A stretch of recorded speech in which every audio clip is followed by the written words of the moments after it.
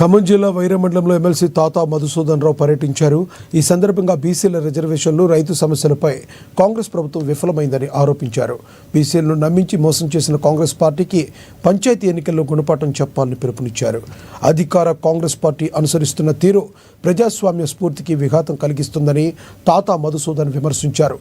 కేసీఆర్ పాలనలో కేంద్రం నుంచి 20 అవార్డులు వస్తే 16 నుండి 17 అవార్డులు తెలంగాణ గ్రామాలకు వచ్చావని గుర్తు చేశారు. కాంగ్రెస్ పార్టీ మోసాలను ప్రజలందరూ అర్థం చేసుకుని స్థానిక ఎన్నికల్లో చిత్తుగా ఓడించాలని కోరారు.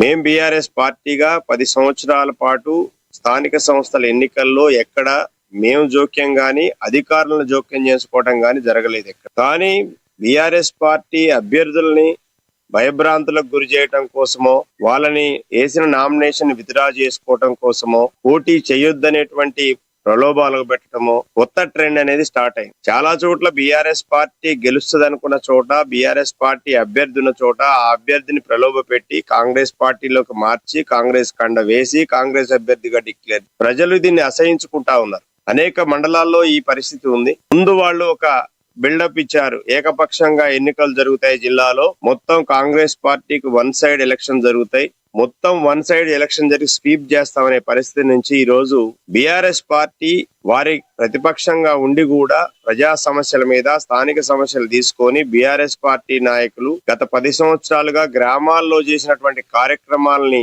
ప్రజల్లోకి తీసుకెళ్లడం ద్వారా బీఆర్ఎస్ అభ్యర్థులు అనేటువంటి వాళ్ళు ఇలా అధికార పార్టీకి గట్టి పోటీ అనేది అనేక ప్రాంతాల్లో ఇలా బీఆర్ఎస్ పార్టీ గాని, బీఆర్ఎస్ పార్టీతో కలిసి వచ్చిన శక్తులు గాని ఆ అభ్యర్థులే గెలిచేటువంటి పరిస్థితి ఉంది. స్వయంగా మంత్రులు ఇన్వాల్వ్ అవుతా ఉన్నారు. క్యాండిడేట్లు, సర్పంచ్ క్యాండిడేట్లకు ఫోన్లు చేస్తా ఉన్నారు. సర్పంచ్ మీరు విత్డ్రా చేసుకోండి, మీకు ఇంత నజరానా ఇస్తామని, లేదా మీరు మా పార్టీలకు రండి, మిమ్మల్ని అభ్యర్థిగా ఉంచుతాం, మా అభ్యర్థిని డ్రాప్ చేస్తామని.